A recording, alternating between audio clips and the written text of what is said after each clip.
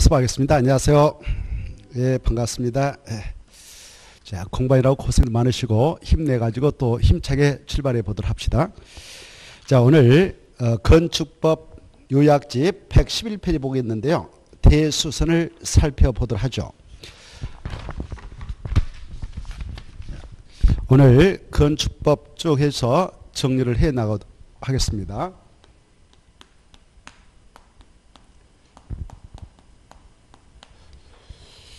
이 건축법상 적용 대상 행위로서 건축 행위가 있었고, 그 다음에 대수선, 그 다음에 용도 변경 이런 게 있는데요. 지난주에 우리는 이 건축을 공부했습니다. 건축은 신축, 중축, 개축, 재축, 이전이 있습니다. 그랬죠? 그리고 그 뜻들을 지난주에 중요시해서 체크한 바 있고, 오늘은 이 대수선, 용도 변경을 체크해 보도록 하겠습니다. 그리고 리모델링 또 나오는데 그것도 좀 보죠.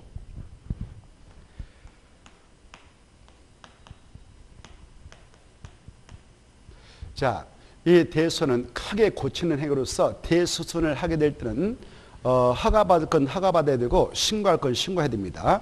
그럼 대수선이 무엇이냐? 이 대수선이라고 하는 것은 크게 이렇게 규정하고 있어요. 또 그 박스 보면은 1번부터 쭉 해서 8번까지 나와 있죠. 이걸 대수선 행위라 합니다. 대수선 행위라 하죠. 그래, 먼저 이 벽 중에서도 건물이 무너지지 않도록 힘을 받고 있는 벽을 내력벽이라고 하는데요. 이 내력벽을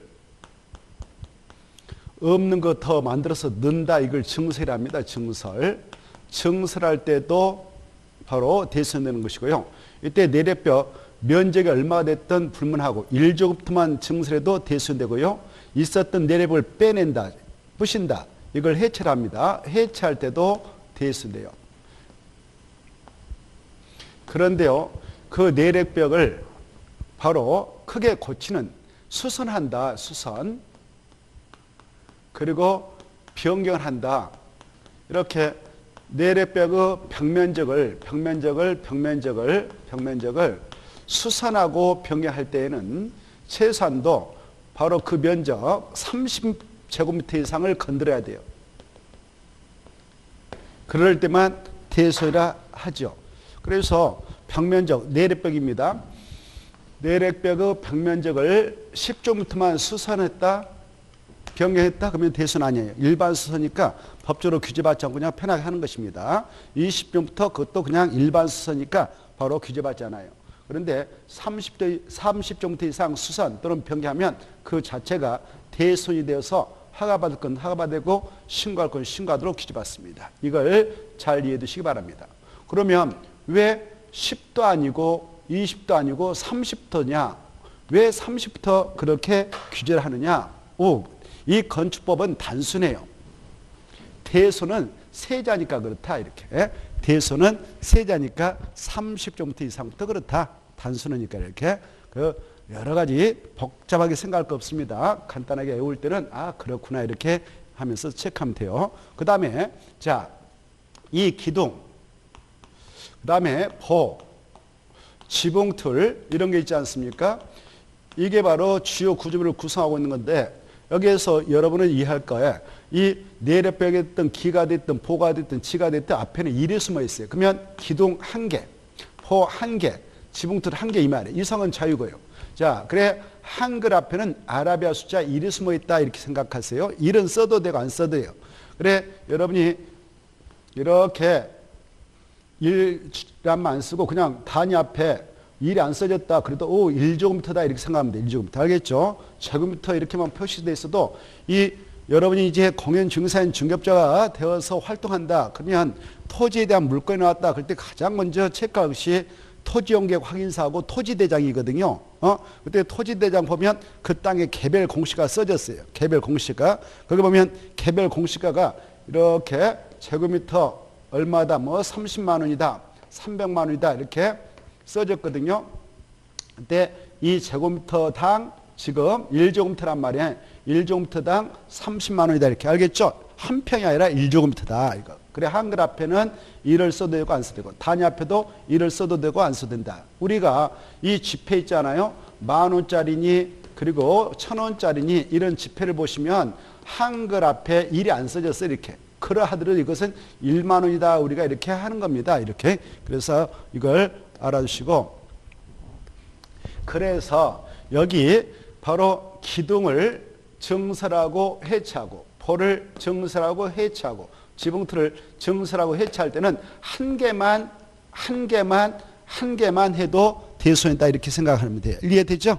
한 개. 그런데 이쪽으로 넘어왔다 이렇게 바로 수선하고 변경, 수선하고 변경, 수선하고 변경할 때는 한 개 수선해가지고는 아니고 대손 아니고 일반 수선 불가해요. 그래서 최소한도 몇 개 이상 수선 변경할 때 대손인가? 바로 3개 이상.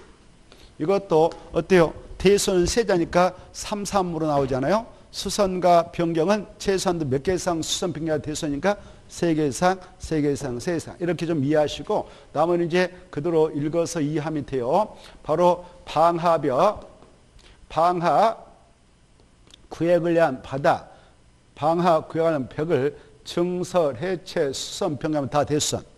이건 따로따로 이렇게 해석해도 돼요. 방하벽을 증설해도 해체도 또 변경해도 수선해도 대손이고 방하 구획한 벽을 증설해체 수선 변경도 대손이고 방하 구획한 바닥을 증설해체 수선 변경 대손 이렇게 하시고 주계단, 피난계단, 그 다음에 특별 피난계단을 이것도 3개 씩 써놨습니다만은 각각 해석해도 돼 이렇게 각각. 그래 주계단을 증설해체 수선 변경도 대손 이렇게 이해되시죠? 그러나 여기서 5개 계단이 들어가면 안 돼. 5개 계단은 건물밖에 설치되어 있는 주요 구조가 아니거든.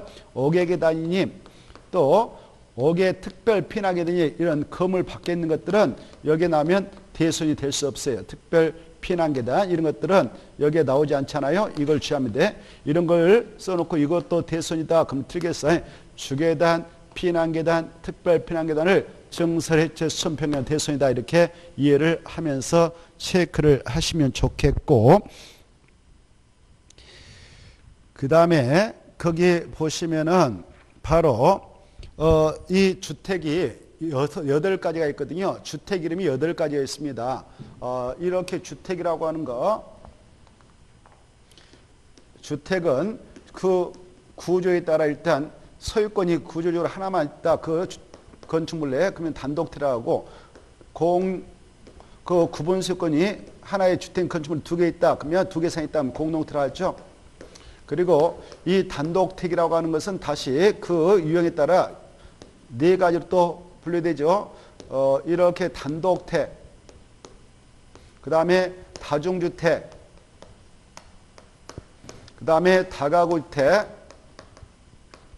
그 다음에 공간 이렇게 있죠. 그리고 공동택의 유형도 4가지 있지 않습니까? 4가지를 꼭 알아두시기 바랍니다. 아파트, 그 다음에 연립주택, 그 다음에 다세대주택, 그 다음에 또 하나 뭐가 있을까요? 기숙사. 좋아요. 이렇게 있죠. 이렇게 8가지가 주택의 유형인데 이것은 바로 우리 건축법령에 근거한 주택의 유형입니다. 그래 이렇게 8가지가 있는데요. 이 8가지 중 이 대선에 나오는 주택은 이런 것들 다 멋지고 주차할 때 대선 아니고 다가구택, 다세대 주택만 대선을 인정해요. 알겠죠? 뭐가 뭔만요? 다가구택하고 다주택만 대선을 인정합니다. 자, 보시다시피 여기 주택이 이렇게 8가지가 있는데 5자로 된 주택은 2가지밖에 없어요. 다가구택하고 다주택 있지 않습니까? 5자입니다. 그래서 이 대선에서 주택이라고 하는 게 나왔을 때에 4자째가 나왔다. 이런 게 나왔다. 그러면서 어찌고저찌고 이것도 대선이다. 4자째 나왔다. 이거 어찌고저찌고 대선. 그러면 틀리는 거예요. 그래서 5자인 주택이 꼭 보여야 된다. 이게 키포인트예요. 알겠죠? 5자, 다가구 주택의 가구간, 다주택의 세대간, 경계벽을 증설, 해체, 수선, 변경하 대수한다. 이걸 정확하게 기억하면 좋겠습니다. 5자인 주택이 나와야 된다. 이걸 명심하셔야 돼. 이게 핵심이거든요. 안 쓰겠습니다. 자, 그 다음에 이 건축물을 자 이렇게 건축해 놓고 말입니다. 이렇게 건축물이 있다 합시다. 건축물이 있는데 겨울에 너무 추워. 에풍이 세가지고. 그래서 안에 있는 열이 빠져나지 않도록 여기다 마감재를 다시 뜨덕뜨덕 붙입니다. 공세가지고. 열 손실 방지를 위해서 뜨덕뜨덕 마감재를 예벽에 바깥쪽에 딱 하면 뚝 꺼질 거 아니에요. 그것이 차지하고 있는 그 공간이 이 공간. 그때 마감 자재를 증설하고 해체하고 이것도 뭐냐? 거기 보면 거기 그것도 대수나 나와 있죠? 그래. 이 마감 자재, 예벽의 마감 자재를 증설하고 해체할 때 이것도 뭐라고 하느냐? 대수합니다. 그리고 이 수선하고 병해할 때 이때는 최소한도 몇 제곱미터를 해야 되냐? 30제곱미터 이상을 증설하고 해체만이 대수를 하겠다 이렇게 하고 있죠. 자, 예벽의 마감 재료를 증설 해체한다. 그리고 예벽의 벽면적을 30제곱미터 이상 수선 병해한다. 그때도 대수해낸다. 이거 좀 봐두시고 여기에서 이제 체크할 것은 이쪽 수선 병해할 때 숫자가 나올 때는 항상 몇 개가 보여야 한다? 3333이 보여야 돼. 333. 이 정도를 주의하시면 좋겠고, 그 다음에 여기에서 여러분 이렇게 이제 건축물이 있는데 아까 이런 대순할 때는 이게 대순하고 그랬죠. 이런 대순할 때는 건축물을 대상으로 대순할 때는 대순 허가를 미리 신청해서 허가받고 해야 되는 것이 일반적입니다. 근데 일정한 경우는 그냥 신고만 하고도 해라 이렇게 돼 있어요. 그때 어떨 때 신고만 해도 되냐? 이 건축물이 바로 연면적 200제곱미터 미만이고 이 건축물이 3층 미만이다. 3층 미만이다. 연면적 이 건축물 연면적 200제곱미터 미만이고 3층 미만이 건축물이 있는데 이 건축물을 대순한다. 그때는 대순 신고하면 되는 거예요. 요거를 해석해 볼까요? 보세요. 3층 이상이다. 이 건축물이 하나, 둘, 셋 이렇게 3층 이상이다. 근데 이걸 대손하려고 한다. 그때는 대손 허가 받아야 돼요. 또 연면적 200제곱미터 이상이다. 그런 건축물을 대손하려고 한다. 그때는 허가 받아야 돼요.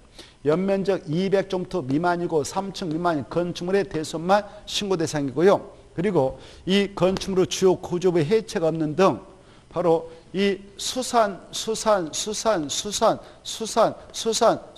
대선할 때는 그냥 신고하면 돼요. 알겠죠? 자, 그런 게 나오니까 참고하시고. 자, 그 다음에 이제 가로 3번을 먼저 볼까? 여기 리모델링. 리모델링이 뭐냐? 그러면 이렇게 하나 써놓으세요. 리, 층, 대, 개. 이렇게. 암기. 야, 리모델링이 뭐냐? 그러면 리증대개, 리증, 대, 개. 이렇게 해서 외워야 돼요. 여기 보십시다. 여기에 있는 아까 건축이라고 하는 것은 신축도 있고 증축, 개축, 재축, 이전인데 그 중에 증축, 그 다음에 개축, 그 다음에 조금 전에 했던 대선. 자, 이렇게 기존건축 있는데 기존건축물을 좀 증축한다. 또 이 대선한다. 개축한다. 이런 것만 리모델링이라고 그래. 알겠죠? 그래 기존건축물 노후화학재 기능 향상을 위해서 그 크게 고치는 대수선, 증축, 그 다음에 개축하는 행위를 리모델링을 한다. 시험에 나왔어요. 리모델링이란 건축물의 가치를 높이기 위한 신축과 증축 행위를 말한다. 이렇게 나왔어요. 맞아, 틀려요? 신축 이런 거 아니에요. 이런 것은 바로 리모델링 행위에 들어가지 않습니다. 리모델링 행위는 몇 가지를 내포하고 있다고요? 2가지, 3가지. 대수선 밑줄, 증축 밑줄, 개축 밑줄. 알겠죠? 그리고 이것은 건축법에 있는 용어의 뜻이에요. 거기다 각인을 시켜놔요. 건축법 이렇게 써놔요. 지금 우리는 무슨 법을 공부하고 있다고요? 건축법. 다음에 주택법에서는요. 바로 리모델링이 개축은 안 들어가요. 개축이. 주택법상에서 리모델링 용어 또 나오는데 그거는 바로 증축하고 대수선만 리모델링이다라고 돼 있어요. 지금 우리는 무슨 법에 있는 용어를 공부하고 있냐? 건축법 이렇게 알았어요. 또 여기 봐봐요. 이제 금방 주택의 종류가 총 8가지가 있다라고 말씀드렸는데 이것은 무슨 법에 근거한 주택의 유형이냐? 건축법령. 근데 다음에 주택법으로 가면 주택은 단독주택, 공동토로 구분한다 해놓고 이 두 가지는 빼버려요. 공간하고 기수만 빼서 단독주택 3가지, 공동주택 3가지다라고 바로 범위를 더 압축합니다. 알겠죠? 그런 차이가 있으니까 미리 좀 새겨두시면 좋겠고, 그 다음에 가로 4번 볼까요? 용도 변경. 이 용도 변경이 올해 함정 나올 거예요. 왜? 이 파트가 너무 외울 것도 많고 그러니까 이거 내면 꼼짝없이 당한다 하니까 내죠. 출제원들이. 이런 걸 또 학생들은 하기 싫어하고 그러잖아요. 그래서 출제원들은 다 알고 있어요. 공부를 다 했기 때문에. 그래서 이거 내면 틀릴 확률이 높다 해서 내버립니다. 어차피 시험은 틀려라고 내니까요. 그러잖아요. 다 맞춰버리면 의미가 없죠. 열심히 하신 분들만 합격해야 되겠지 않습니까? 그래서 자, 이 용도 변경, 아까 이 건축물 용도라고 하는 것은요, 용도라는 것은 건축법령에 29가지가 규정되어 있어요. 29개가 규정되어 있습니다. 단독택, 공동택, 제1종 근린생활시설, 제2종 근린생활시설, 문화및 집회시설 쫙 해서 야영, 양식까지 쫙 있죠. 그런 게 용도로 규정되어 있는데 애당초 건물을 신축한다. 그때 여기 건축가가 신청서 낼 때게요. 건축물 용도 다 적어서 내죠. 그래 여기다 뭐 이렇게 건축을 하는데 이 건축물을 다중주택으로 진다. 다가구로 진다. 단독택일지는 다가구로 진다. 다 그러면 다가구 진다라고 용도를 정해서 바로 허가 신청하겠죠. 그래 이렇게 용도를 정해서 건축가를 신청해서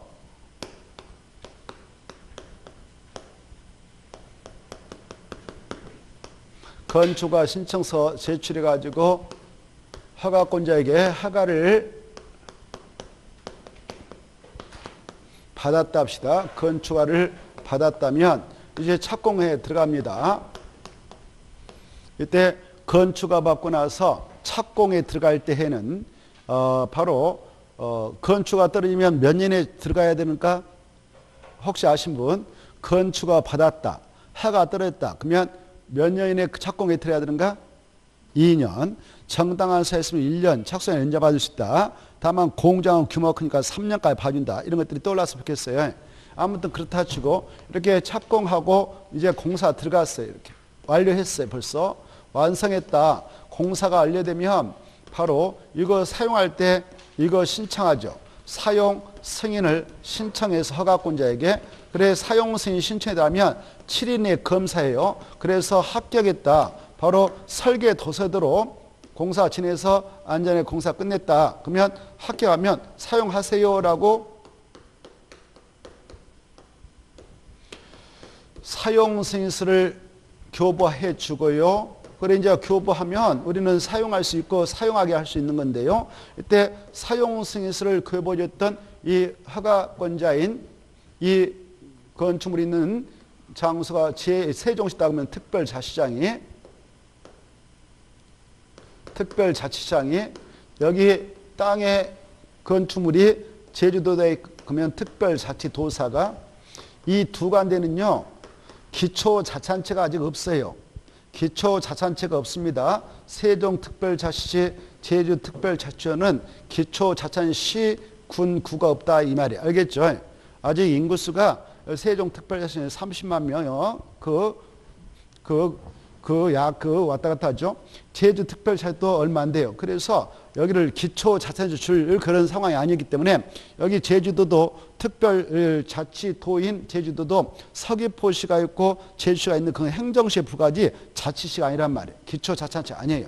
그래서 여기는 기초자치단체가 없다 이렇게 생각하시고 팔도 내에 있는 경기, 강원, 충청, 남부, 경상남도, 전라남도에는 기초자치단체 시군이 있죠. 시군.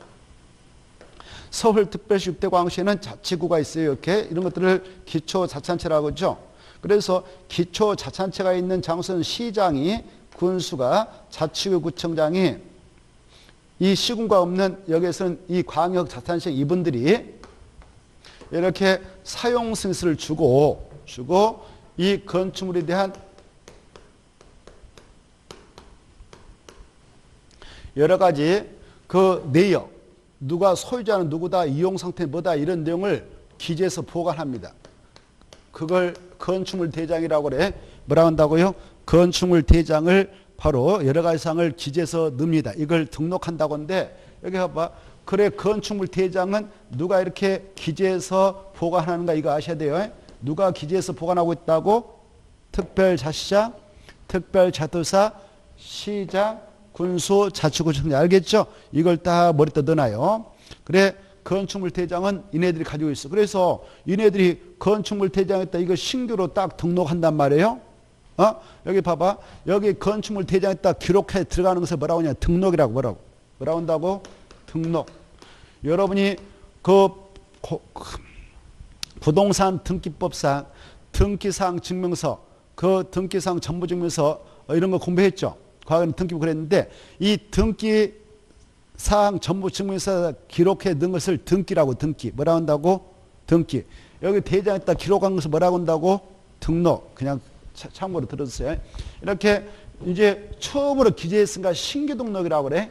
뭐라고 한다고? 신규 등록. 소유자 누구다, 이용 상태 뭐 지금 다가올 때다 다 써요.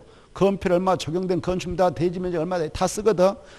용적률 얼마다 이런 거 다 써요. 그래 이때 신규 등록했다면 봐봐. 신규 등록해서 얘네들이 그리고 나서 관할 등기소에다가 이분들이 야 이거 A 거다. 소유권 보등기 좀 해주라. 라고 촉탁할까? 이건 촉탁 등기할 수 있는 사유가 아닐까? 시험에 나오는데 이건 신규 등록은 촉탁 등기 사유가 될 수 없어요. 건축물 주인이 갑이다 그러면 갑이 알아서 소유권 보등기 신청하든 말든 해야 되는 거예요. 알겠죠? 이건 등기 촉탁 사유가 된다 안 된다? 안 된다. 꼭 알아주세요. 자, 이렇게 이제 건축물 대장에 용도가 다가구 주택으로 딱 기재되어 있어요. 다가구는 일반적으로 뭐예요? 우리가 말하는 원룸 이런 거 있잖아요. 여러분이 원룸 가지고 있다, 뭐 엄마 아빠가 가지고 있다 그럴 수도 있잖아요. 그거 바로 우리 보면 뭐라고 한다고? 다가구 주택. 이렇게 이제 이용했어요. 이용했는데 이게 다가구 주택이 지금 옆에 이거 운영하다 보니까 한 15년이 돼버렸네. 15년 되니까 옆에 빈 땅에 또 새로운 다가구 주택이 등장해서 고리 세입자들이 다가버리고 우리 집은 하나도 안 와버리네. 세가 안 나가네요. 그럴 수 있죠. 그때는 이걸 용도를 변경할 수 있지 않겠습니까? 용도를 변경할 수 있겠죠. 다가주택을 이거 안 되겠다. 공사해가지고 바로 이 주택을 다른 걸로 변경할 수 있어요.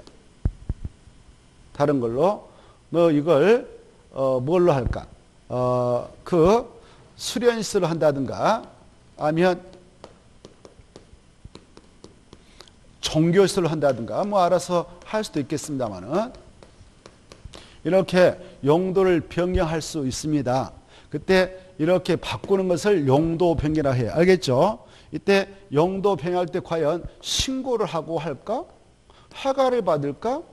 아니면 허가도 신고도 없이 그냥 할까? 이럴 때 적용하기 위해서 우리 법에서는 건축물 용도가 29가지 있다고 그랬잖아요. 그 29가지 용도 중 위험성의 정도가 같은 것들을 쫙 추려가지고 무리를 쳤어요. 그 시설들에 무리를 쳤는데 이걸 시설군을 하죠. 그래서 29가지 용도를 다시 9개의 시설군으로 이렇게 분류해서 규정하게 됩니다. 9개의 시설군을 여러분은 순서도 알고 계셔야 돼요. 자산, 전문, 영교, 건축구 이걸 순서대로 딱 외워야 돼요. 그래 자동차 관련 시설군 있죠. 자동차 관련 시설군, 산업등 시설군. 그래 이때 전기통시설군, 문화집회시설군, 영업시설군 쭉 있죠. 이렇게 9가지 시설군인데 이 자동차 관련 시설군은 자동차 관련 시설이 있다라고 자자. 그 다음에 산업등 시설군은 산운창, 공이, 참여장이 있다. 이걸 여러분이 외워야 돼요. 이렇게 외워야 되니까 출전 드렸대요. 이거 내면 수험생 대부분 많이 틀리겠구나 이렇게 생각하겠죠? 그럼 여기서 점수가 팍 깎이니까 어때요? 많이 걸러지겠죠? 실력파하고 실력파가 아닌 자들. 그래서 여기서 함재에서 왔다 갔다 또 하죠, 합격이. 그래, 이거 외워야 돼요. 힘들겠지만 외우시는 게 좋아요. 자산 순서도 먼저 외우시고 자산 전문 영교 건주구 자산 전문 영교 건주하고 그 다음에 같은 시설군이 뭐가 있는가 이거 전방발 쪽이 이렇게 문문 정의관 그 다음에 영 판운소 제2종 근린생활선 중 다중생활서 올라왔습니다. 교교 은호수야 근근 1, 2종 제1종 2종 근린생활선 그냥 근근 1, 2종 2종 근린생활선 중 다중생활선 죄 올라갔으니까 그 다음에 주택이 두 가지 있죠. 주거물 시설구는 단독택 공동택 그냥 주주 업무 교군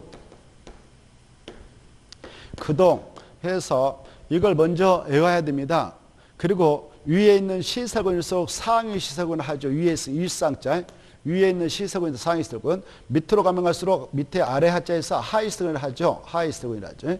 이때 이렇게 이걸 같은 시설군이라고 그래. 같은 시설군이 위로 올라가면 갈수록 위험성 정도가 좀 세고 밑으로 가면 갈수록 위험성 정도는 적어요. 같은 시설군에 있으면 위험성 정도가 같은 거죠. 이때 이 용도병 할 때요. 이렇게 하위 시설군을 상위 시설군을 올라가면서 용도한다. 그럴 때는 야 위험성이 적은 것을 위험성이 큰 쪽으로 하려면 안전사 확보가 중요하고 허가받고 해. 위험성인 것을 위험성이 적은 걸로 바꾼다? 그때는 신고하고 해. 이렇게 기억하셔야 돼. 올라갈 때 허가받고 올라가라. 내려갈 때는 신고하고 내려가라. 이렇게 하고 있어요. 여러분이 산에 올라간다. 올라갈 때는 허가받고 올라가야 돼. 좋은 산은 허가받고 올라가고. 내려갑니다. 그때는 이제 내려간다. 신고하고 내려간다 생각하면 돼요. 알겠죠? 올라갈 때 뭐 받고 올라가라? 허가. 내려갈 때 뭐 하고 내려가라? 신고. 이렇게 외우시고 여기 봐봐요. 같은 시설군 내에서는 허가도 필요 없고 신고도 필요 없다. 그런데 뭐 해야 되냐? 저 건축물 소유자가 갑이라면 같은 시설군 내에서 영접할 때는 허가도 신고도 필요 없지만 건축물 대장에 기재되어 있는 것을 변경해 주세요라고 신청을 해야 돼요. 무엇을 어쩐다고? 건축물 대장에 기재되어 있는 사항을 이번에 내가 이렇게 용도병했으니까 변경 기재해주세요라고 신청을 해야 된다. 이렇게 하세요. 이해되죠? 자, 그래. 그 다음에 봐보세요. 여기 봅시다. 그러면 야 용도병 할 때 허가를 받는다? 신고를 한다? 그리고 아까 건축물 대장상 기재사항을 변경해달라고 신청한다? 라고 할 때 어느 관청에 따느냐? 건축물 대장을 기재 보관하고 청했다 한다 이 말이에요. 그래 중요해. 용도병 할 때는 무조건 저분들을 찾아가야 되지. 서울특별시에 있는 건축물을 용도병 할 때 이거 한다 대장상 변경 기재 신청한다 할 때 서울특별시한테 간다 이런 질문하면 틀리는 거예요. 6대 광시에서 바로 광시한테 가서 이거 한다 그러면 무조건 그 질문 틀리는 거예요. 8도에서는 도지사한테 간다 그러면 틀리는 거예요. 이해되죠? 이걸 잘 이해해 두셔요. 그래 누구한테 가서 이걸 용도 변경 처리를 해달라고 하느냐? 바로 특별자치장, 특별자치도사, 시장, 군수, 구청장이다. 거기 좀 써놓으세요. 거기 사용승인을 받은 건축물 용도를 변경할 때는 시장, 군수, 구청장 이렇게 써놨는데 좀 빠졌죠. 시장 앞에다가 특별자치장, 특별자치도사를 써놔야 되겠죠. 이해돼요? 자, 그것 좀 써놓으시고요.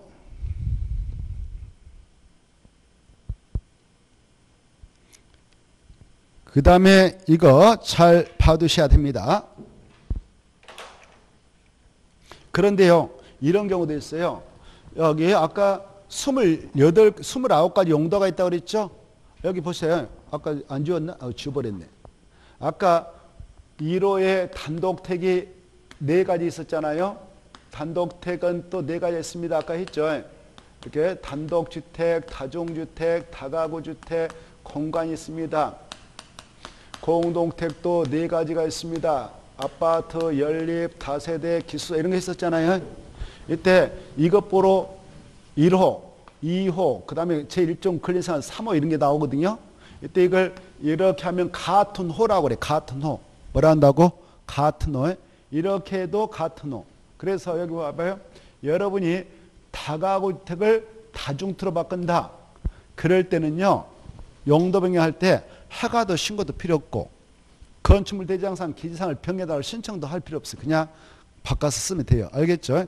같은 호흡 범위에서는 건축물 대장상 기재사항을 변경해달라고 신청할 필요도 없다. 이렇게 이해되시면 좋겠고 그 다음에 이제 여기 봐봐요. 용도 변경을 하게 될 때 허가를 허가 받았다. 그러면 허가 됐던 저 관청에서요. 지네들이 알아서 내가 이번에 이렇게 용도 변경 허가 내줬지. 그러면 지네들이 자체로 건축물 대장상 기재사항을 자체로 변경 기재하게 돼 있어요. 변경 기재.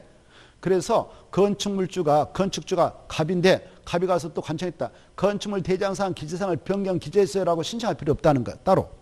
허가 받아오면 신고서 받아오면은 신고증 받아오면은 지네들의 허가 내준 대로 신고 수리한 대로 건축물 대장상 기재사항을 변경 기재해 나가니까 지네들이 별도로 건축주는 건축물 대장상 기재사항을 변경해 달라고 신청할 필요 없다. 여기까지 말하시고 그 다음에 이때 여기 봅시다.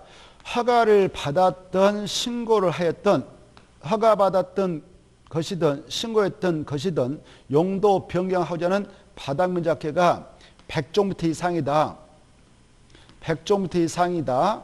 그럴 때는 이 공사 다 끝나고 나서 이 부분을 사용하려면 사용 승인을 받아야 돼요. 못 받아야 된다고요? 사용 승인. 그 내용이 어디에 나오냐면은 113페이지 준용, 기준 뭐 해서 준용, 나가 볼 거예요. 나를 보면 허가 대상이든 신고 대상이든 용도 변경하려는 부분은 바닥면적계가 100제곱미터 이상 경우는 사용 승인 규정을 준용해서 사용 승인 받아야 사용할 수 있다 이건데요. 다만 용도 변경하려는 바닥면적계가 500제곱미터 미만으로서 대수선 공사가 수반되지 않았다. 그럴 때는 그럴 필요 없다. 이렇게 되어 있죠. 여기 봐보세요. 용도 변경을 했던 바닥면적계가 100제곱미터 이상이고 아까 우리가 공부했던 대수선까지 아울러 했어. 100제곱미터 이상으로 용도 변경했는데 대수선 공사가 함께 이루어졌다. 그러면 사용하려면 사용승인 받아야 돼요. 알겠죠? 근데 대수선 공사를 하지 않고 그냥 용도만 변경했다? 그런데 그 면적이 500제곱미터 미만밖에 안 된다. 500제곱미터 미만이다. 그러면 사용승인 안 받고 그냥 사용이 된다. 좀 어렵죠 이게. 알겠죠?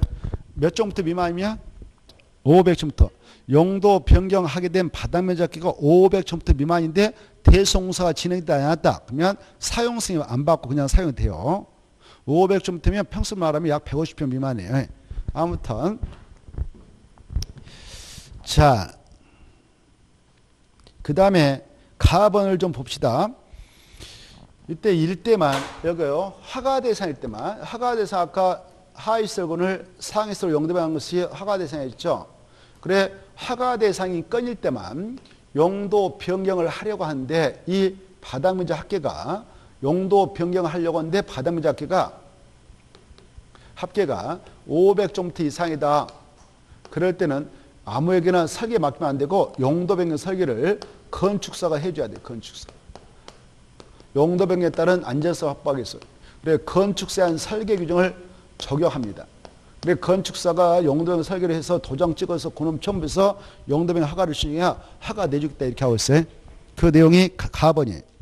허가 대상인 경우로서 허가 대상인 경우로서 용도 변경을 하려는 바닥면적계가 얼마 이상일 때만 500제곱미터 이상 용도 변경 설계는 건축사에 한 설계를 준용한다. 그 말은 유자격자인 건축사 있잖아요. 그분들이 용도 변경 설계해가지고 도장 짝 찍어서 그놈을 첨부해가지고 용도 변경 허가를 신청 허가 내주 있다. 그 말이에요. 속뜻이 그래. 건축사 한 설계가 있어야 됩니다. 자, 그 다음에 밑으로 내려가셔서 바로 건축 분쟁 전문 유례가 하나 있죠. 이 건축 분쟁 전문 유례는 가로 1번, 2번, 3번까지 오른쪽에 115페이지까지가 한 문구입니다. 여기까지가 한 문구이죠.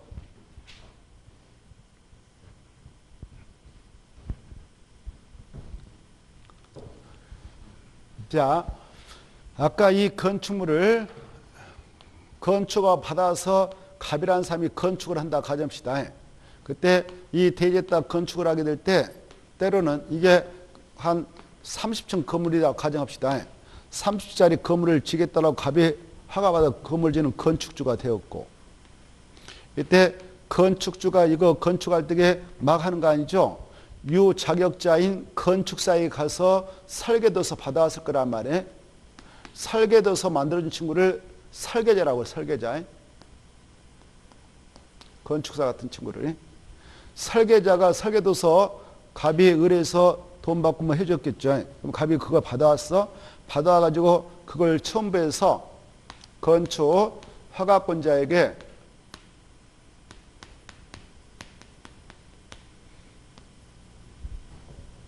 허가 신청을 했네요. 그러면 갑이 허가 신청자가 되고 허가권자는 7명이시죠. 7명. 아까 그 5명 있었죠. 특별자치자. 이 세종시에서는 이 모든 건축물 규모와 관계없이 바로 오직 허가권자는 세종특별자치장만. 기초자산체가 없으니까. 제주도는 특별자치도사만. 그 다음에 팔도에서는 시장, 군수가, 알겠죠? 도사 아니에요. 그리고 저 서울특별시 육당광역시는 자치구청장, 광역시대에 있는 구는 군수가, 그래 뭐 군수가 두 번 나오니까 그냥 군수로 생각하면 돼요. 특별자치장, 특별자도사, 시장수, 자치구청장이 허가권자 돼요. 알죠? 그리고 여기 봐봐. 자치구청장이 계시는 서울특별시하고 6대 광역시에서는 그 규모가 21층 이상이다. 연면적계 10만 평대 이상이다.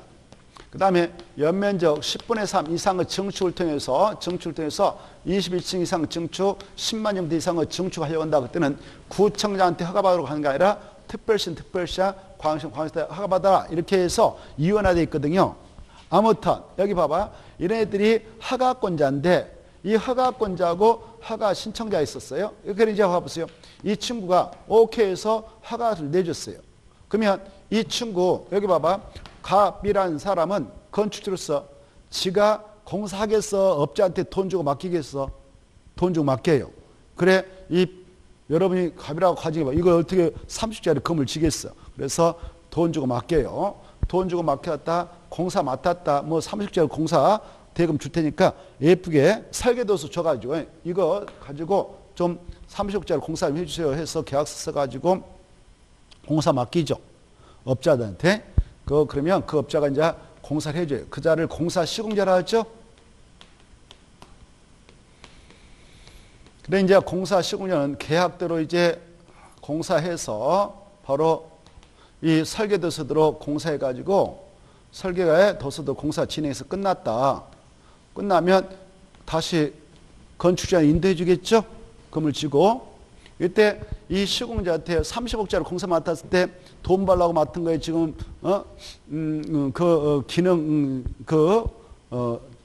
그냥 공짜로 제공하려고 한 거예요. 돈 벌라고 한 거 아니에요? 3억짜리 공사 받았으면 그 중에 자기의 이익을 많이 남겨야 할 거 아니에요? 그 공사비까지 자기가 남는 이익까지 다 챙겨야 되니까, 두 가지를. 그래서 이 친구는 대대면 공사비는 최소화시킬 것이고 자기 이익을 많이 남겨먹으려고 할 거예요. 그러려면 설계도서라면 돈벌이 안 될 것 같아.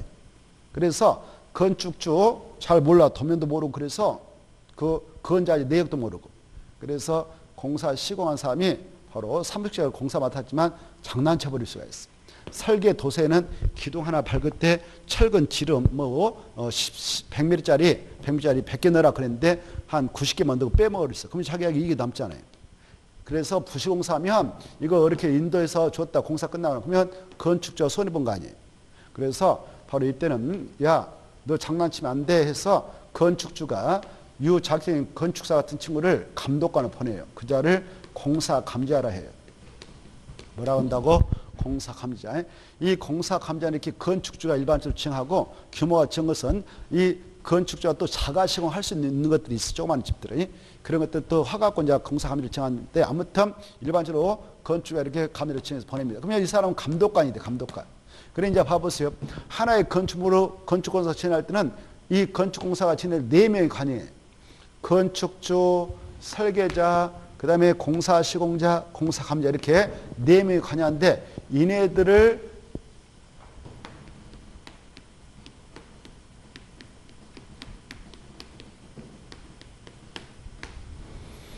건축 관계자를 한다 이렇게 하셔요. 뭐라 한다고? 건축 관계자.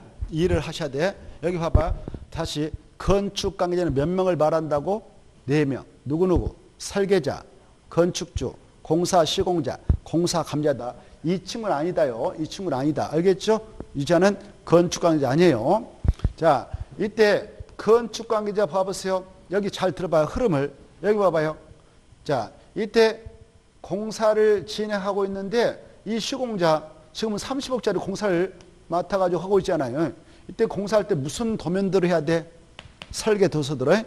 설계 도서들로 성실 시공해서 건물 다 건축공사 완성 건물주한테 넘겨줘야 되겠죠. 인도해줘야 되겠죠. 계약대로. 근데 장난치고 있어 이 친구가. 공사 감독관이 보니까 장난 엄청 쳐버리네.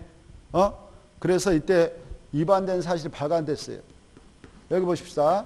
위반된 사실을 발견한 감지자는 어떤 줄 취하냐. 가장 먼저 건축주한테 일단 알립니다. 보고해요. 알겠죠? 알려요. 위반된 사실을 먼저 알려. 1단계. 그리고 나서 이 시공자 야 똑바로 해라. 너 잘못했어. 빨리 시정해. 시정해. 빨리 시정해. 라고 요구해. 2단계. 그래도 말하면 공사 중단이라고 서면으로 통제. 야 공사 중단해. 이렇게. 그래 가장 먼저 위반된 사실 누구한테 알린다고요? 건축주. 그 다음에 누구한테 요구한다고요? 시공자. 이 친구한테 끝까지 요구해. 야 재시공 이렇게. 그래도 말 안 되면 야 너 중단해 공사. 라고 공사 중단할 것을 서면 통제줘요. 그래도 이 친구가 그걸 무시해버리고 진행한다 그러면 이 공사 감자는 그 위반된 사항을 허가권자한테 보고한다. 그러면 허가권자가 가만히 있겠어? 법을 위반한 친구인데 바로 영업증 뗀다든가 면 취소하면 그러겠죠. 그러면 제일로 큰 압박이 되겠죠. 흐름을 이해해 두세요. 자, 만약 이 친구가 성실 시공 도면도를 했고 또 감자도 열심히 감독해서 잘 진행돼서 공사가 끝났다. 공사가 끝나게 되면 이 친구는 감독관으로서 공사 감리 완료 보고서를 작성해요. 공사가 다 끝났다. 그러면 감리 완료 보고서를 작성해. 여기 보셔봐. 감리 완료 보고서를 작성했다면 이걸 감리자는 누구한테 제출할까요? 1. 허가권자한테 바로 제출한다. 2. 건축주한테 제출한다. 오, 좋았어. 공부 다 하셨네. 좋았어. 이제 실력이 쌓이니까 좋아요. 건축주한테 제출하지 허가권자한테 제출 아니다. 꼭 하시고. 그럼 이제 이 공사 시공자도 건물 딱 넘겨줬다. 이쪽으로 임대해줬어. 그럼 이제가 받아서 이제 사용하려고 그래. 그러면 이 감리완료 보고서하고 공사가 다 완료됐다는 도면하고 서류, 공사를 도서 첨부해서 이 허가권자한테 바로 사용 신청을 합니다. 사용 승인을 신청하죠. 왜 합격하면 아까 이렇게 내준다고 그랬죠? 이렇게 돼 있는데 문제는 여기에서 터져버렸어. 30층 공사인데 5층 공사 올라가다가 이게 붕괴돼 버렸다. 그러면 어때? 그 돈은 누가 감당할 것이냐 이런 문제가 있겠죠. 네가 설계 잘못했다. 설계자. 네가 시킨 대로 했다. 건축주 네가 책임져라. 네 거니까. 공사 시공에 네가 잘못했다. 나의 시가에 이럴 때 이걸 건축분쟁이라고 그래요. 뭘 한다고? 건축분쟁이. 그래 이때 이 건축분쟁은 이와 같이 건축 관계자 간의 분쟁이 발생할 수 있어. 지네들끼리. 또 여기서 공사 잘하고 있는데 인접 대지가 어느 것인데 여기 이미 건물이 있건만 공사하다가 이렇게 금이 가고 어쩌고 했다고 어리 이의제기를 해요. 야, 내 건물 지금 500짜리인데 너네 공사할 때 뭐 잘못해서 집안이 흔들렸다. 그리고 어쩌고 저쩌고 해가지고 금이 갔어. 너 손해배상해줘. 그래서 인근 주민 간의 분쟁이 발생할 수도 있어요. 그렇죠? 이럴 때도 있고 또 이 설계자라든가 이 감리자 있지 않습니까? 이 감리자보다 이 감리자가 됐던 설계자가 됐던 이 자들은 건축사의 자격만 있으면 그 역할을 할 수 있는 지위가 인정되거든. 이보다 더 권위자가 그쪽 분야의 전문가가 있어. 건축구조 기술사 이런 친구들이 있어요. 그네들을 관계전문 기술자라고 그래요.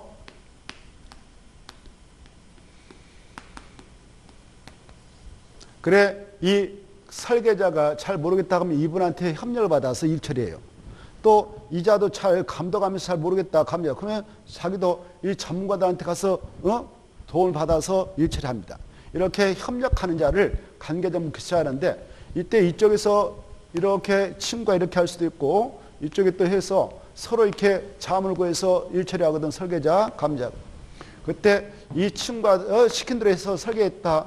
이 친구가 시킨 대로 감독했다 해가지고 또 전가를 이렇게 할 수 있어. 그래서 이렇게 건축 관계자와 관계 전문 기술 간의 분쟁이 발생할 수 있고, 야 나는 나대로 잘했어, 네가 잘못했다, 네가 해서 건축 관계 전문 기술자 간의 분쟁이 발생할 수 있고, 이런 것들을 건축 분쟁이라 합니다. 그래, 건축 분쟁은 크게 건축 관계자 간의 분쟁, 인근 주민 간의 분쟁, 관계 전문 기술 간의 분쟁, 관계 전문 기술자하고 또 건축 관계자의 분쟁, 또 2층과 인근 주민과 관계 전문 기술자의 분쟁. 그런데 이 건축 허가권자와 건축 신청자의 분쟁은 건축 분쟁을 보지 않아요. 이것은. 알겠죠? 이게 중요해. 이게 중요해. 이것은 바로 행정소송으로 제기해서 싸울 일이고 건축 분쟁으로 보지 않는다. 이거 아세요? 다시 한번 누가 분쟁을 일으키면 그건 건축 분쟁이 아니다고, 건축 허가권자하고 건축 허가 신청자 간에 뭐 분쟁 발생했다 서로, 그것은 건축 분쟁으로 인정하지 않는다. 알겠죠? 자, 그게 건축 분쟁으로 보는 것이 크게 6가지가 있다. 몇 가지가 있다고? 6가지. 6가지를 잘 이해해 두셔야 돼. 그 6가지죠. 4번째, 5번째, 6번째 다 포인트 잡아. 건축 관계자 줄, 인근 주민 줄, 관계 전문 기술자 줄. 3가지 용어를 머리다 넣어버려요. 3가지. 그러면 끝나거든. 바로 그렇죠. 이 3가지 용어가 나와가지고 붙어야 돼. 그럴 때만 건축 분쟁을 보는 거예요. 첫 번째, 두 번째, 세 번째는 그네들 얽히고 섞였다 이렇게 생각하면 돼요. 이해되죠? 자, 그걸 머리다 넣는 것이 가장 중요한 일이에요. 그와 같은 건축 분쟁이 발생하면 건축 분쟁이 발생하게 될 이유는 무엇 때문에 발생하겠어? 이거 여기 봐봐. 1.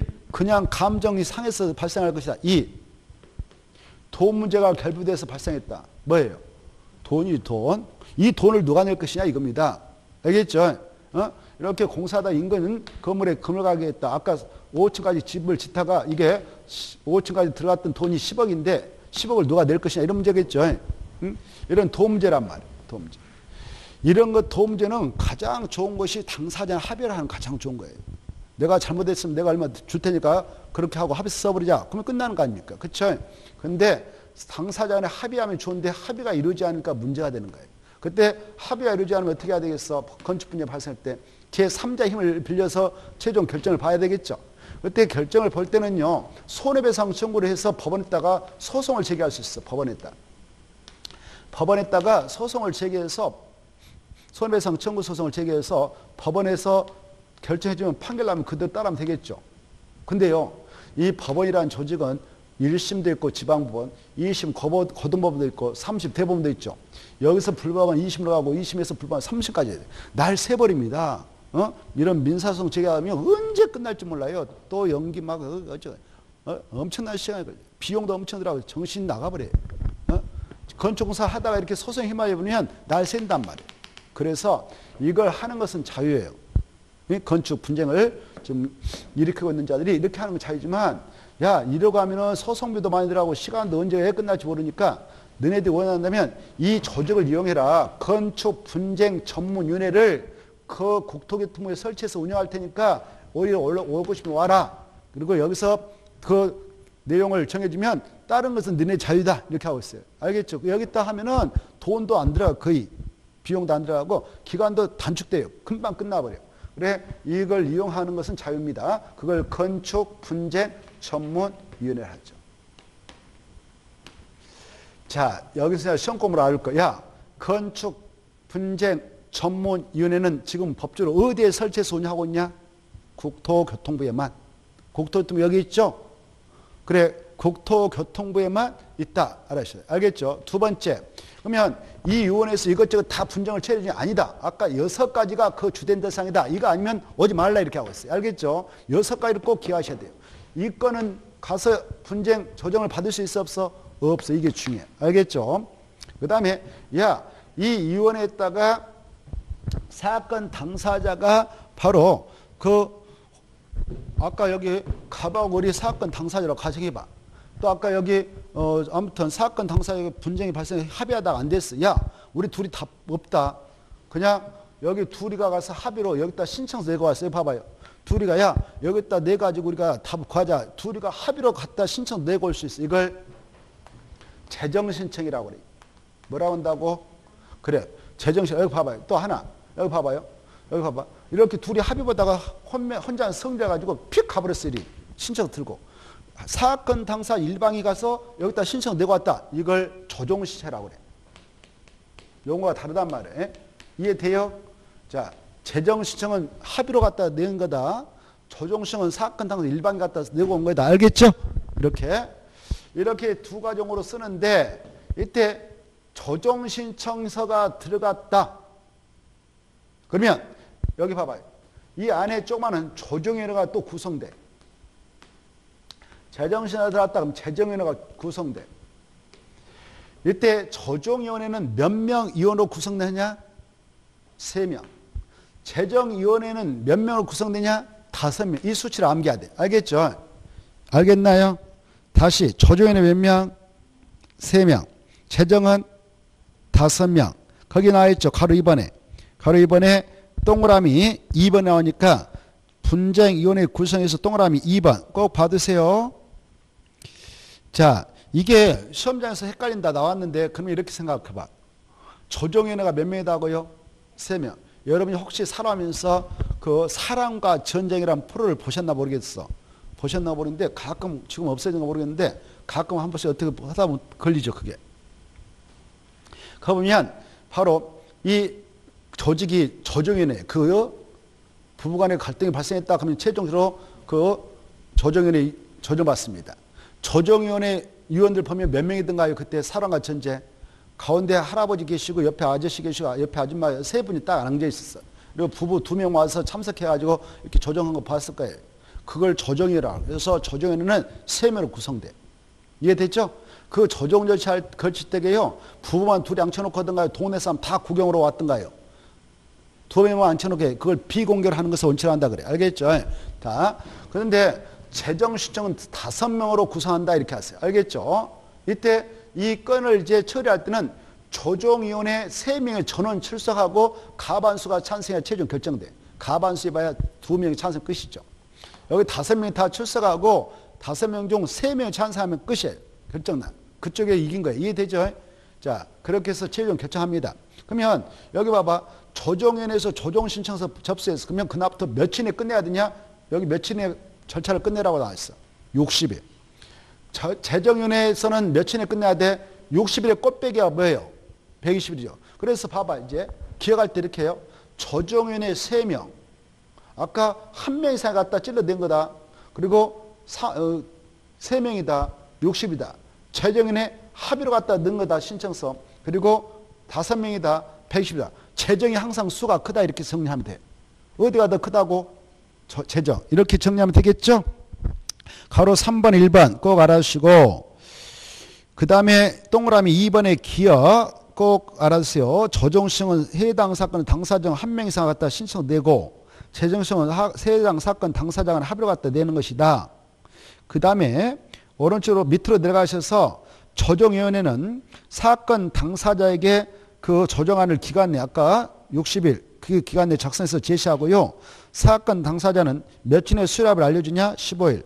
어르신도 모셔서 3번 만약 조정위원회가 사건 당사자에게 제시했던 그 조정안을 사건 당사자가 받아들였다. 이걸 수락이라 하거든. 수락해가지고 도장 딱 찔렀다. 이걸 기명날이라고 그래. 뭐라 한다고? 기명날이.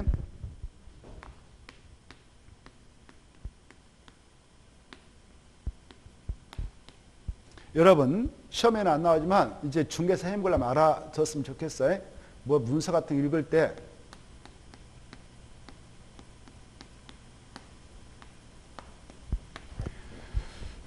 서명날인과 기명날이라는 게 있죠. 서명날인하고 기명날을 다른 거예요. 이 명자는 이름명 알겠죠? 이름이 있어. 문서에 이름이 있는데 이름에다 도장을 딱 찍는 것을 날이나 하죠. 이름. 이때 이 기명날이라는 것은 자기가 자필로 이름을 쓸까? 이미 문서에 이름이 써져 있을까? 기록이 돼 있을까?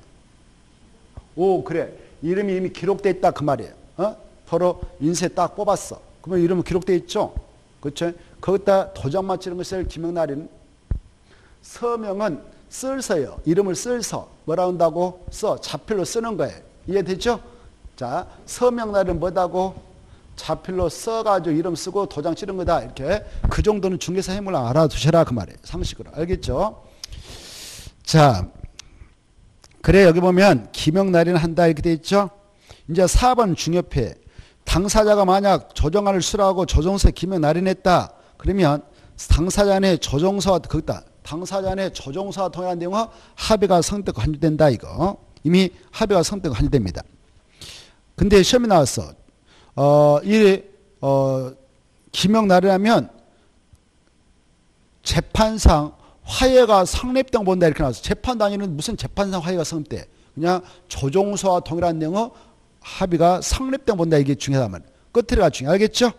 그 다음에 재정을 보겠어. 재정인회가 재정을 해가지고 문서를 당사자한테 송달했다면 여기에서 아까요. 재정인에서 재정 전본 딱 만들어가지고 보냈어. 그러면 그 사건 당사자들은 60일 내에 판단을 내려야 돼. 60일. 며칠이요? 60일. 60일 내에 이걸 거부하고 싶다. 들어봐요. 이걸 거부하고 싶다. 그러면 소송을 아직 제기 안 했다면 소송을 제기하면 이걸 거부한 거 봐.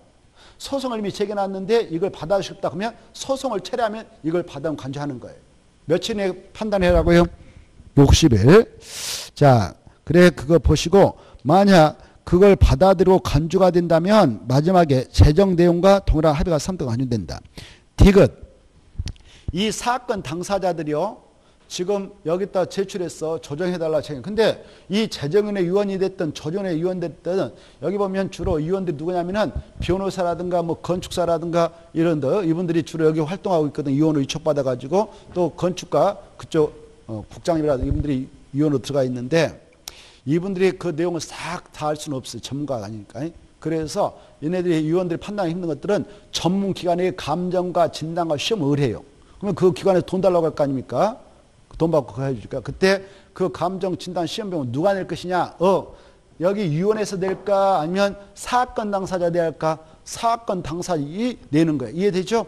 사건 당사자 내요. 이때 봐봐. 이때 여기 봐보세요. 갑하고 을이 붙었다. 갑하고 을이 붙었다. 그럼 얘네들 사건 당사자 될 건데 얘네들이 내야 된단 말이에요. 그 비용은. 근데 야 너네들 절반씩 딱 내라. 법에 규정하고 있다면 이때 을이 잘못 없다면 을이 더럽게 기분 나쁠 거 아니에요. 그렇죠? 그래서 을이 보서 야 그렇게 기분 나쁘게 생각하지 말고 원래 그렇게 시험에 이렇게 나왔어. 여기 봐봐요. 시험에 사건 당사자가 50대 50 부담해야 된다 이렇게 나왔어. 그럼 틀려요.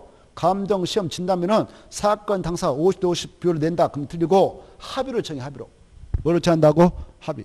야 네가 잘못했으니까 네가 100% 내라. 알았어. 내가 다 낼게 한다든가. 내가 95 네가 5 해서 그 한번 감정을 의뢰보자. 진단을 의뢰보자. 이렇게 할 수 있죠. 자, 합의를 해. 합의가 이루지 않으면 위원회에서 정한 비율도 내면 된다. 여기까지 하시기 바랍니다. 하나만 더. 여기 봐봐요. 이 위원회 위원 중에는 아까 변호사님도 그 위원으로 위촉받아서 들어갈 수 있어. 알겠죠? 왜냐면 변호사님은 위원회 몸담고 국토교통부에 있는 이 건축분쟁 전문위원회 위원으로 활동하고 있다. 그분은 공무원이 아니단 말이에요. 공무원이 아니지만 위원으로 활동하고 있는 도중 사건 당사자에게 바로 돈을 먹었다. 나에게 좀 이렇게 조정과 재정을 해달라고 돈을 먹었다 얘네들한테. 그러면 공무원에게 적용하는 수뢰죄, 뇌물죄 있잖아요. 뇌물 먹는다 이걸 수뢰죄라고 하거든. 수뢰죄로 처벌할 때는 공무원의 지위가 있는 걸 간주해서 수뢰죄로 처벌이 가능하다. 여기까지 알겠죠? 그래. 사건 당사자에 돈 먹으면 위원회도 바로 형법상 수뢰죄를 적용해서 처벌할 때는 공무원의 지위가 있는 걸 간주해버린다. 여기까지 알아주시면 좋겠습니다. 쉬었다가 116페이지 하죠.